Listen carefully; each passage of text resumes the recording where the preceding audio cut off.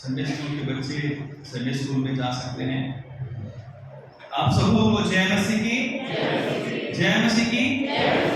हम परमेश्वर का एक बार फिर से धन्यवाद करते हैं कि परमेश्वर ने आज का ये दिन हमें दिखलाया है, और जब हम उसके भवन में होते हैं तो सबसे अच्छी जगह पर होते हैं। जब हम उसकी कलीसिया में आकर उसकी आराधना करते हैं तो संसार के उत्तम से उत्तम जो संगतियां हैं, फेलोशिप है, उनसे सर्वश्रेष्ठ जो शक्ति है, फेलोशिप है, उसमें आकर हम उसकी आराधना करते हैं। तो आज के वचन के हिस्से जो हमारे सामने पढ़े गए हैं, प्रेरितों के काम उसका 14वां है 21 से 27, भजन 96, प्रकाशित वाक्य है 21, 22 से 27 और यूहन्ना 15, 1 से 11 वचन। और आज का जो थीम है fourth Sunday after Easter, our redemption is completed through life in union with Christ. हमारी मुक्ति तब पूर्ण होती है जब हमारा जीवन मसीह में संयुक्त होता है, या इसको हम ये भी कह सकते हैं कि जब हमारा जीवन मसीह में संयुक्त होता है तब हमारी जो मुक्ति है या हमारा उद्धार है, उसको जो उद्धार का काम है वो पूरा होता है। तो आइए हम इस वचन पर मनन करने से पहले अपने आप को तैयार करें, प्रभु से प्रार्थना करें और उसके अनुग्रह को मांगे। आइए हम प्रार्थना करें। हे सर्वशक्तिमान पिता परमेश्वर, एक बार फिर से बड़े धन्यवाद के साथ आपके चरणों में आते हैं। आपका धन्यवाद करते हैं कि आपने हमें जीवित रखा है और हमें इतना सुंदर अवसर दिया है कि हम आपके भवन में आए और आपके वचन पर मनन करें, आपकी आराधना करें, आपकी स्तुति करें, आपको भेंट चढ़ाएं पिता, और सारी आशीषों के लिए आपको धन्यवाद दें। खासकर जब हम आपके वचन पर मनन करते हैं, हे पवित्र आत्मा आइए और हमारी सहायता कीजिए, हमारे हृदयों को तैयार कीजिए, ताकि जब हम इस वचन को बोलें और इस वचन को सुने तो हमारे हृदय इस वचन को ग्रहण करें और इन वचनों को ग्रहण करके हम इन पर चल सकें। हे पिता सहायता कर, यीशु क्रिस्त के नाम से मांगते हैं, आमीन। हम अपने परमेश्वर का धन्यवाद देते हैं कि प्रभु यीशु मसीह में परमेश्वर ने हमारे जो उद्धार है उस कार्य को पूरा किया है। और हम थोड़े दिन पहले जब हमने गुड फ्राइडे मनाया था तो उसमें जो छठा कलमा था, वहां पर प्रभु यीशु मसीह ने कहा था कि क्या कहा था? छठा कलमा क्या कहा था? पूरा हुआ। और उसके बाद लिखा है उसने जोर से चिल्लाकर अपने प्राणों को त्याग दिया। इससे पहले कहा कि हे पिता, मैं अपनी आत्मा तेरे हाथों में सौंप देता हूं। तो वहां पर हम देखते हैं कि प्रभु यीशु मसीह ने हम सब के उद्धार का कार्य पूरा कर दिया, और जो पाप का बंधन या जो पाप का दंड हमारे ऊपर था, वो पाप का दंड अपने ऊपर ले लिया, और उसके अपने उस काम के पूरा करने के द्वारा परमेश्वर प्रभु यीशु मसीह ने हमें सेंत मेंत में उद्धार दे दिया। हम उसके योग्य नहीं थे, लेकिन हम उस मुक्ति में आज जी रहे हैं, आज उस आनंद में हम जी रहे हैं जो प्रभु ने हमें दिया है। और आज हमारे पास उद्धार का मुकुट है। हम में से हर एक के पास आज उद्धार का मुकुट है, और उस मुकुट को पहनकर हम इस संसार में अपने जीवन को जी रहे हैं। और ये मुकुट जो है हमें प्रभु यीशु मसीह के बलिदान के द्वारा हमें दिया गया है। तो अब ये सवाल उठता है कि जब हमारा उद्धार हो चुका है, जब हमें उद्धार का मुकुट दे दिया गया है, तो अब हम क्या करेंगे? क्या हम इस बात से निश्चिंत हो जाएं कि आज से 2000 साल पहले प्रभु यीशु मसीह ने मेरा उद्धार कर दिया है, अब मुझे कुछ करने की जरूरत नहीं है ना? ये बात सत्य भी है कि जब प्रभु ने हमारे उद्धार के काम को पूरा कर दिया है तो हमें अब कुछ करने की जरूरत नहीं है। लेकिन इसका दूसरा पहलू ये भी है कि जब हमने उद्धार पाया है तो इस उद्धार पाने में दो पहलू हैं। एक परमेश्वर का पहलू, एक परमेश्वर का पक्ष है, और दूसरा हम विश्वासियों का पक्ष है जिन्होंने प्रभु यीशु मसीह पर विश्वास किया है।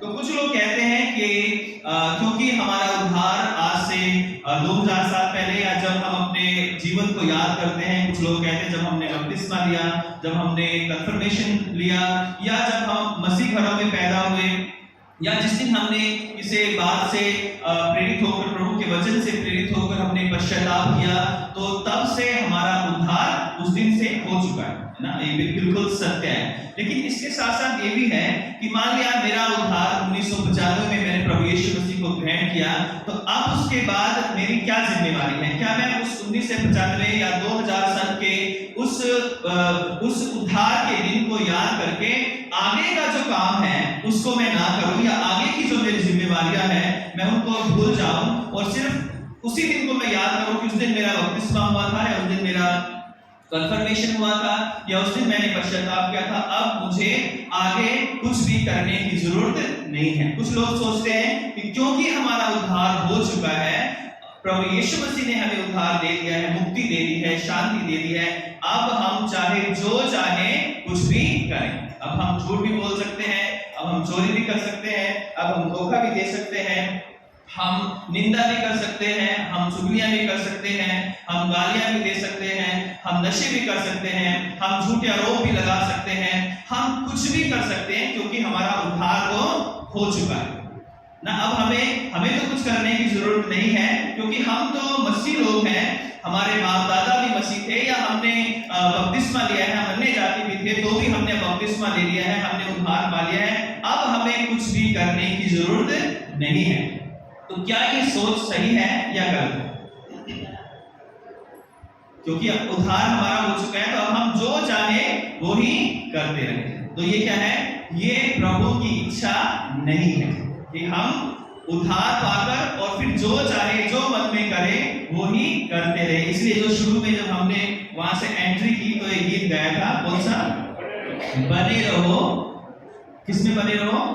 यीशु में बने रहो। तो आज जो है हम इस बात पर विचार करेंगे कि कैसे जब हमें सेव में उद्धार मिल चुका है, हम उद्धार पाए हुए लोग हैं, और प्रभु यीशु मसीह ने क्रूस पर अपने उद्धार का काम हमारे लिए, हमारे उद्धार का काम पूरा कर दिया, कहा कि पूरा हुआ। तो उसके बाद जो परमेश्वर का पक्ष था या परमेश्वर का जो हिस्सा था, परमेश्वर ने उस काम को पूरा कर दिया। लेकिन अब हम मनुष्यों पर या विश्वासियों के ऊपर जिम्मेवारी है कि जब हमें वो उद्धार का टोप दिया गया है, तो उद्धार का टोप हम कहाँ लगाते हैं?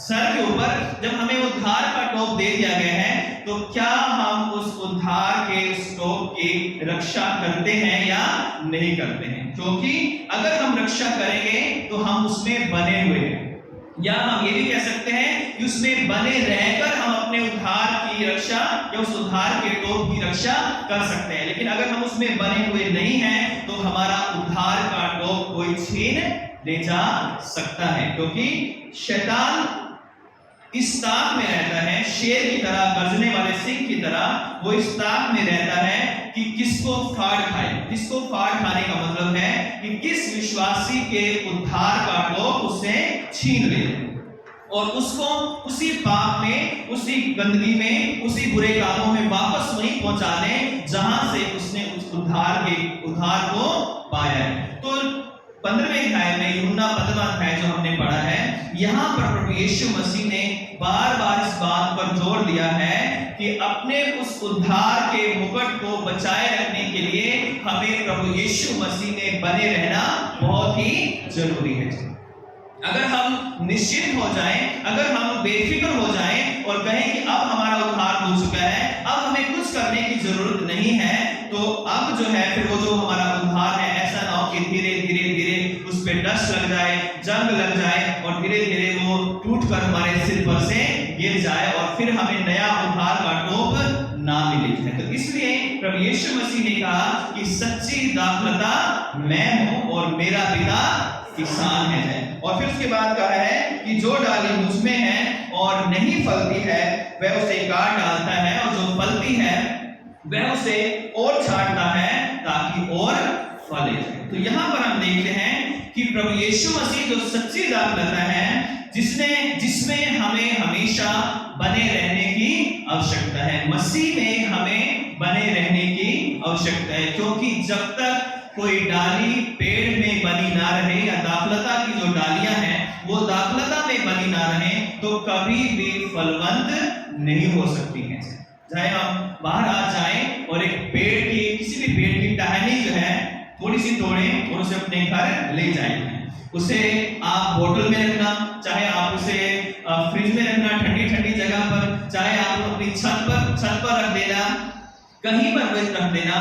1 या 2 दिन के बाद धीरे धीरे वो पत्ते क्या हो जाएंगे, मुरझा जाएंगे। वो जो शाखा है, वो टहनी है, वो पूरी तरह से मुरझा जाएगी। और उसके बाद जो है हम उसे क्या करेंगे, क्या सूखी हुई टहनी को हम अपने घर में क्या करेंगे, उसे बाहर फेंक देंगे, क्योंकि अब ये हमारे किसी काम की नहीं है। उसी तरह जब हम प्रभु यीशु मसीह के द्वारा बचाए गए, हमें उद्धार दिया गया है, तो हमें उसमें बने रहना बहुत ही जरूरी है। दूसरी बात, जब हम उसमें बने रहते हैं तो उसका जो वचन है हमें हमारी सहायता करता है कि हम उसमें बने रहें। क्योंकि तो यहाँ पर दूसरी आयत में लिखा है कि तुम उस वचन के कारण जो मैंने तुमसे कहा है शुद्ध हो।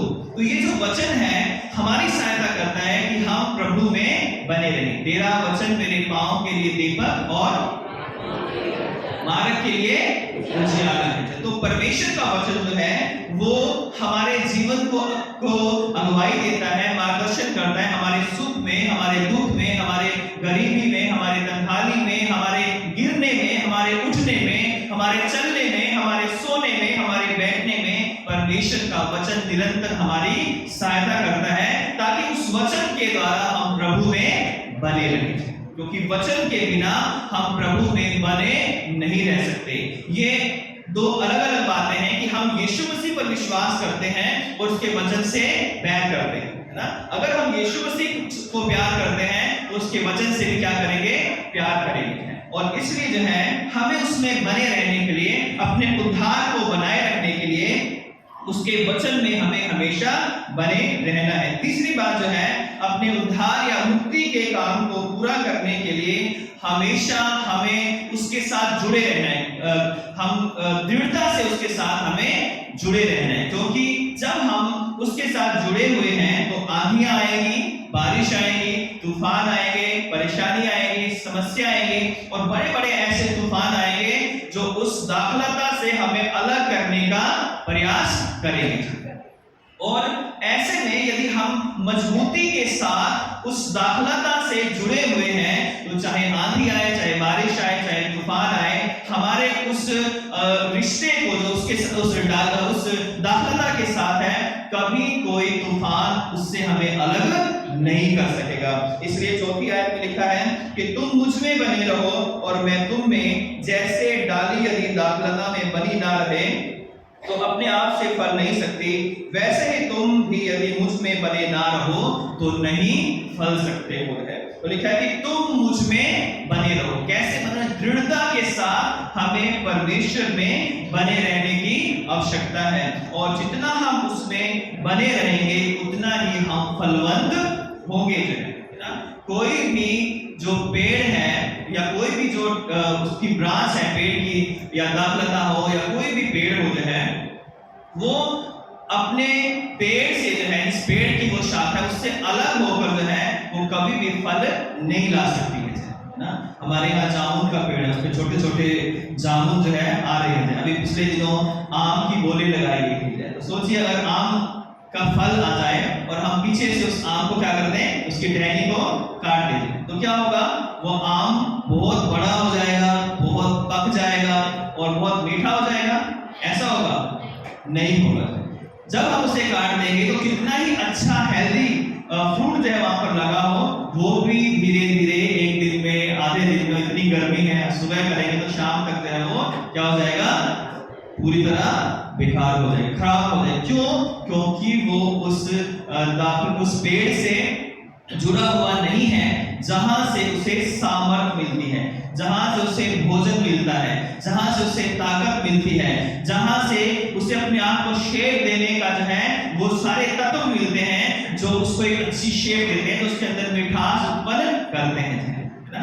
जब हम प्रभु से अलग हो जाते हैं तो हमारी मिठास भी जीवन की चली जाती है, हमारे घर की मिठास चली जाती है, हमारे व्यक्तिगत जीवन की मिठास चली जाती है, हमारे रिश्तों की मिठास चली जाती है, हमारे बिजनेस की, हमारे काम की, हमारी नौकरी की, हमारे हर व्यवहार की जो है मिठास हमारी जिंदगी से चली जाती है जब हम अपने आप को प्रभु से अलग कर लेते हैं। इसलिए जो है हमें प्रभु यीशु मसीह में बने रहने की बहुत ही जरूरत है, क्योंकि जो उसमें बना नहीं रहता है वो फेंक दिया जाता है और सूख जाता है और लोग उसे बटोर कर आग में झोंक देते हैं। तो ये जो बात है, ये इसके दो मीनिंग है। एक तो संसारिक मीनिंग है, जैसे हम किसी डाली को काटेंगे तो वो सूख जाएगी। इसका आत्मिक मीनिंग ये भी है, जब हम प्रभु से अलग होकर जब परमेश्वर के सामने खड़े होंगे तो हमें उस आग में डाल दिया जाएगा जो कभी बुझती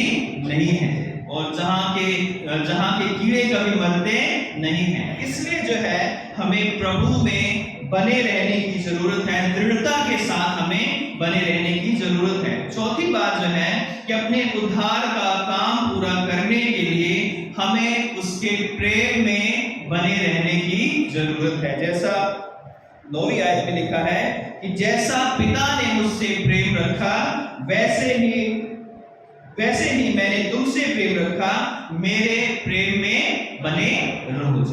यहाँ पर प्रभु यीशु मसीह ने कहा कि जैसा मैंने पिता से प्रेम रखा, और प्रभु ने कैसा प्रेम पिता से रखा कि उसने अपने प्राण को भी दे दिया।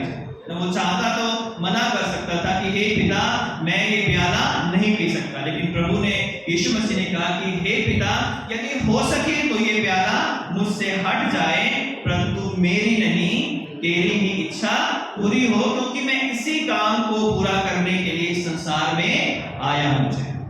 तो जब प्रभु यीशु मसीह इस संसार में आए तो उन्होंने अपने पिता की इच्छा को पूरा किया, उनसे प्रेम किया, और परमेश्वर ने भी हमसे इतना प्रेम किया कि अपने पुत्र के प्रेम को भी थोड़ी देर के लिए भुला दिया। और चौथे कलमे में प्रभु यीशु मसीह ने कहा था कि हे मेरे परमेश्वर, तूने मुझे क्यों छोड़ दिया।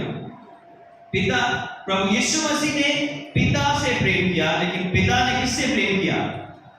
पिता ने हम सबसे प्रेम किया, और इतना प्रेम किया कि अपने इकलौते बेटे को भी क्रूस पर दे दिया। तो इसलिए आज हमें अपने उद्धार को पूरा करने के लिए परमेश्वर के प्रेम में बने रहने की आवश्यकता है। और प्रभु यीशु मसीह ने सबसे बड़ी आज्ञा जब पूछी गई यीशु मसीह से, तो उन्होंने कहा था कि जो अपने परमेश्वर से, अपनी सारी बुद्धि से, अपने सारे प्राण से, अपनी सारी शक्ति से प्रेम करना, और इसी के समान अपने पड़ोसी से भी प्रेम करना चाहिए। तो आज हमें अपने उद्धार का काम पूरा करने के लिए, उसको जारी रखने के लिए, ताकि हमें वो इनाम मिल सके, हमें एक दूसरे से प्रेम करना जरूरी है। और प्रेम जो है वो झुलाता नहीं है, प्रेम में जो है दंड नहीं होता, प्रेम में क्षमा होता है। प्रेम में हम बहुत सारी बातों को इग्नोर कर देते हैं, छोटी मोटी गलतियों को हम भुला देते हैं, और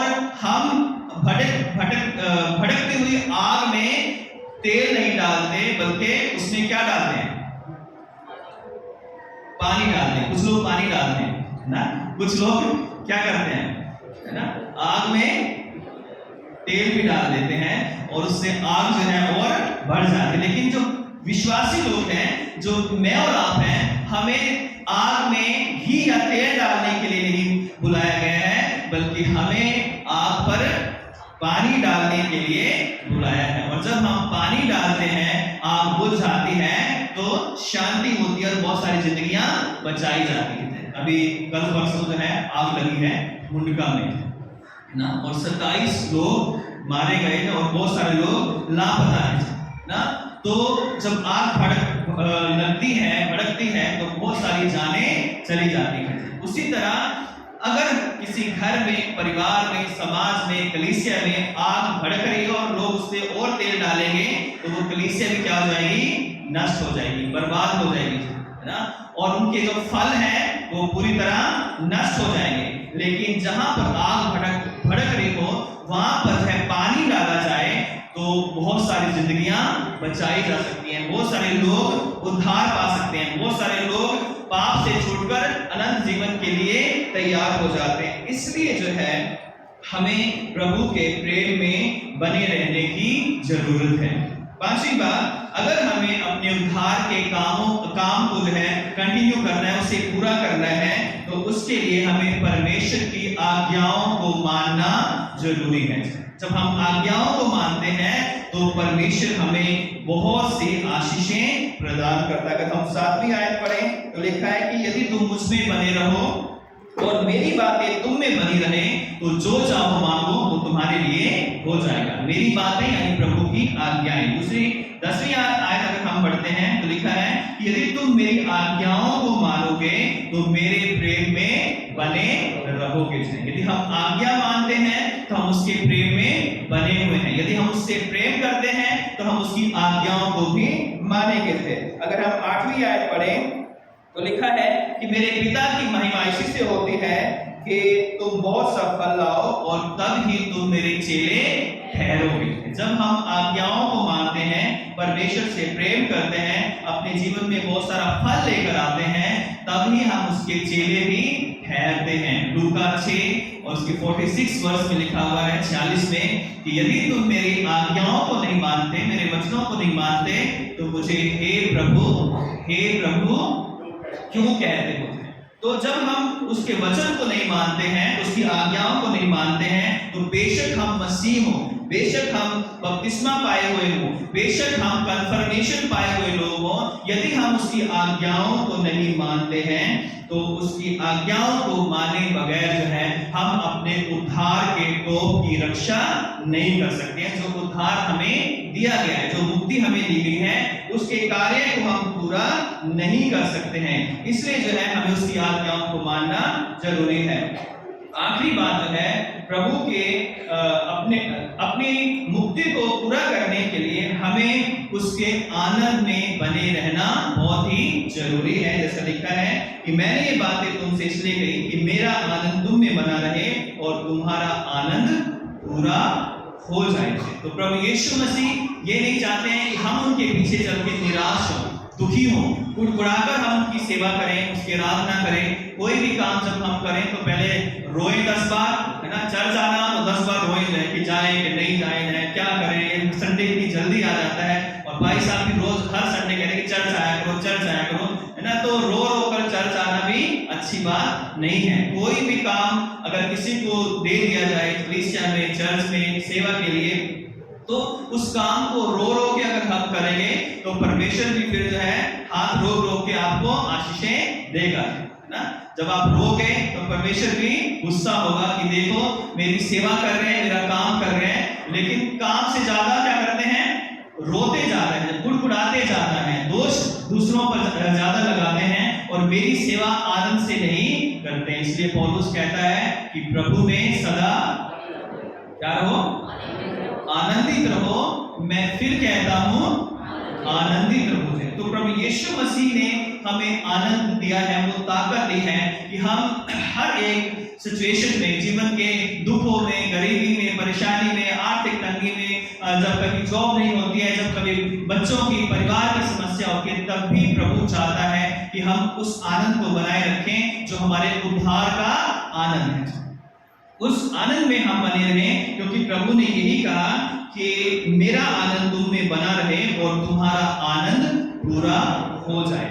तो आज प्रभु यीशु मसीह मुझसे और आपसे चाहते हैं कि हम उसमें बने रहें। और जैसा आज का थीम है कि जब तक हम उसमें बने हुए या उसमें बने रहकर ही हम अपने उद्धार के कार्य को पूरा कर सकते हैं। परमेश्वर ने मेरे और आपके लिए अपना काम पूरा कर दिया है। आप कहते हैं कि गेंद जो है हमारे पाले में है ना। जब तक हमारी सांस में सांस है, हमारे पास ये अधिकार है कि हम अपने उद्धार के टोप की रक्षा करेंगे या लापरवाही में उस पर जंग लगने देंगे, उस पर मिट्टी लगने देंगे, उस पर शैतान की नजर लगने देंगे और उसे ये मौका देंगे कि शैतान हमारे उद्धार का टोप उतार कर अपने शैतान का टोप हमारे ऊपर पहना दे जाए। और शैतान का टोप जब हमारे ऊपर आएगा तो हमारा जो जीवन जो है वो बदल जाएगा, अच्छाई से बुराई की तरफ बदल जाएगा। हमारी सोच जो अच्छी सोच थी वो बुरी सोच में बदल जाएगी। हमारी जुबान जो आज तक प्रभु की स्तुति कर रही थी, लोगों को जो है अच्छा कह रही थी, वही जुबान जो है प्रभु की स्तुति छोड़ देगी और लोगों की बुराइयां ढूंढना शुरू कर देगी। इसलिए जो है आज प्रभु मुझसे और आपसे ये चाहते हैं कि हमारा जो उद्धार हमारे पास है उसको कभी भी खोने ना दे जाए और पौलुस की तरह उस निशाने की ओर दौड़े चले जाए ना। ऐसा ना हो कि अब हमारे पास उद्धार का टोप है, अब हम घर में बैठ जाएं, अब हमें प्रार्थना करने की जरूरत नहीं है, अब हमें चर्च जाने की जरूरत नहीं है, हम अपने भेंट देने की जरूरत नहीं है, अब हमें घर में प्रार्थना करवाने की जरूरत नहीं है, क्योंकि हमारे पास तो उद्धार का टोप है और ये हमसे कोई छीन नहीं सके। हम गीत भी गाते ना, मुझसे जो कोई कभी छीन ना सके। लेकिन याद रखें कि शैतान सिर्फ छीनने के लिए ही जो है आपके दाएं बाएं घूमता रहता है और वो गरजने वाले सिंह की तरह। पहला पत्रस 5:8 में अगर हम पढ़े तो लिखा है कि सावधान रहो, है ना। क्यों लिखा है कि सावधान रहो? ये भी कह सकते थे कि बेचिंत रहो, सोते रहो, आराम करो, मौज करो, घर में रहो, चर्च मत आओ, प्रार्थना मत करो, बाइबल मत पढ़ो और आराम से रहो है, क्योंकि तुम्हारे पास उद्धार का टोप है। कुछ करने की जरूरत नहीं है। लेकिन पत्रस कहता है कि सावधान रहो, क्योंकि तुम्हारा विरोधी शैतान गरजने वाले सिंह की तरह इस ताक में रहता है कि किसको फाड़ खाए। फाड़ खाने का मतलब जैसे हम डिस्कवरी में देखते हैं कि कैसे शेर जो है वो अपने शिकार को फाड़ देते हैं, उसी तरह शैतान भी उन विश्वासियों को जो सावधान नहीं है, जो निश्चिंत है, जो आराम से सोचते कि कोई जरूरत नहीं हमें बाइबल पढ़ने की, प्रार्थना करने की, वचन पढ़ने की, मनन करने की, कलीसिया में आने की, संगति करने की, ऐसे लोगों को शैतान जो है अलग करता है सबसे पहले और अलग करके जो उन्हें फाड़ खाता है। अगर हम शेरों का शिकार करने का तरीका देखें तो वो अपने शिकार को टारगेट करते हैं, उसको झुंड से क्या कर देते हैं, अलग कर देते हैं। जाके देख लेना डिस्कवरी जो है दोबारा से उस चैनल लगा के जाए तो वो अलग करते हैं। उसके बाद अलग करने के बाद उस एक टारगेट पर जो है वो अपना फोकस करते हैं, उसे मार देते हैं। उसी तरह शैतान भी सबसे पहले हमें अलग करेगा, कलीसिया से अलग करेगा, अपने लोगों से अलग करेगा और हमें अलग करने के बाद यदि हम वहां पर सावधान नहीं हैं, प्रभु से जुड़े हुए नहीं हैं, उसके वचन से जुड़े हुए नहीं हैं, उसकी संगति में हम नहीं हैं, उसके निरंतर जो है उससे हम प्रार्थना नहीं कर रहे हैं, तो शैतान हमारे आत्मिक जीवन को फाड़ डालेगा और हमें खत्म कर देगा। और आत्मिक जीवन हमारा चला गया तो मनुष्य अगर सारे संसार में सब कुछ प्राप्त कर ले जाए, जगत में सब कुछ प्राप्त करे और अपने प्राण को खो दे, तो उसे क्या लाभ होगा ना। यानी अगर सब कुछ मिल गया हमें संसार के अंदर और आत्मिक जीवन हमने खो दिया, तो हमारे संसारिक चीजों का कोई भी लाभ नहीं होगा जो है, यदि हमारे पास अनंत जीवन हमने खो दिया है। तो आज प्रभु यीशु मसीह मुझसे और आपसे कहते हैं कि हम प्रभु में बने रहें और बने रहने के लिए हमें विश्वास में बने रहना है, हमें प्रार्थना में बने रहना है, हमें उसके वचन में बने रहना है, हमें कलीसिया में बने रहना है, क्योंकि कलीसिया भी एक ऐसी जगह है जहां हमें आत्मिक रीति से एक दूसरे का हम पोषण करते हैं। हम अपने मिलने के द्वारा, वचन के द्वारा, गीतों के द्वारा हम इस कलीसिया में आकर अपनी आत्मिक उन्नति को देखते हैं। और इसलिए जो है आज ये मेरी और आपकी ड्यूटी है कि या तो हम निश्चिंत हो जाएं और सोचें कि कुछ करने की जरूरत नहीं है, या फिर सावधान हो जाएं और प्रतिदिन सावधान रहें और शैतान के जलते हुए तीरों को हम बुझा दें, वो आत्मा की तलवार ले लें, वो उद्धार का टोप पहन लें, पांव में मेल के सुसमाचार के जूते ले लें और सारे हथियार बांधकर शैतान का सामना करें, क्योंकि प्रभु यीशु मसीह ने कहा है कि शैतान का सामना करो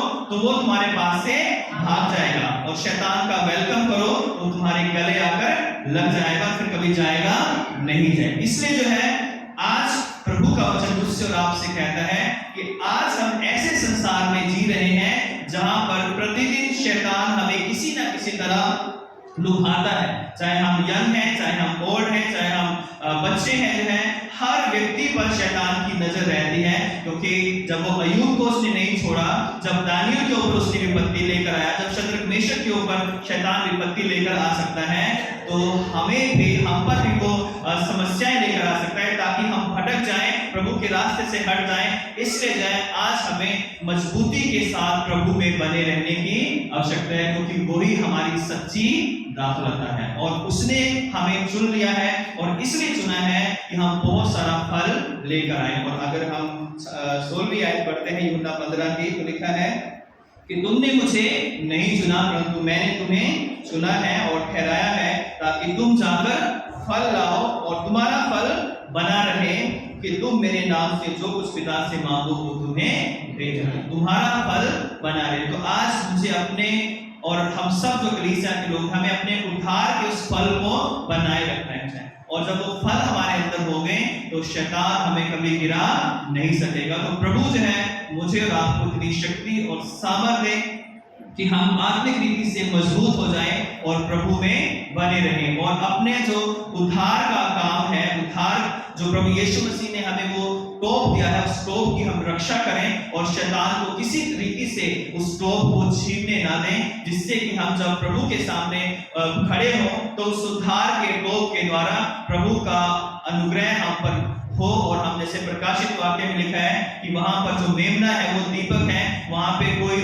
सूरज की जरूरत नहीं है, वहां पर चांद की जरूरत नहीं है, वहां पर पिता परमेश्वर की इतनी ज्योति है कि वहां पर जो लोग जाते हैं वो भी ज्योतिर्मय हो जाते हैं। तो प्रभु आप सबकी सहायता करें, अपना अनुग्रह दे और सामर्थ्य कि हम प्रभु यीशु मसीह में बने रहकर इस जीवन में जिए, इस जीवन को जिए और शैतान की सारी चालों से सावधान होकर शैतान का सामना कर सके। आइए हम प्रार्थना करें। सर्वशक्तिमान पिता परमेश्वर, सारा आदर, सारी महिमा, सारा जलाल हम आपको देते हैं। आपका धन्यवाद करते हैं कि आप जीवित हैं और आपने हमें उद्धार दिया है, उद्धार का टोप आपने हमें पहना दिया है, ताकि इस उद्धार के टोप के द्वारा हम इस संसार में आनंद से, विश्वास से, प्रार्थना के साथ जी सकें और लोगों को भी बता सकें कि यीशु मसीह ने मेरा उद्धार किया है। प्यारे खुदा, हमारी सहायता कर कि हम सावधान भी हो कि शैतान किसी भी रीति से हमारे इस उद्धार के टोप को नुकसान ना पहुंचा सके, हमसे छीन ना सके। यीशु नासरी के नाम से मैं इस पूरी कलीसिया को आपके हाथों में सौंपता हूं, अपने आप को आपके हाथों में सौंपता हूं। हमारी रक्षा कर कि हम आपके उद्धार में बने रहें और पिता अंत में जब हम आपके सामने खड़े हों तो आपके उस अनंत जीवन को प्राप्त कर सकें। धन्यवाद के साथ प्रार्थना उद्धारकर्ता यीशु क्रिस्त के नाम से मांगते हैं, आमीन। आप सबों को जय मसीह की, आप सबों को आशीष दें।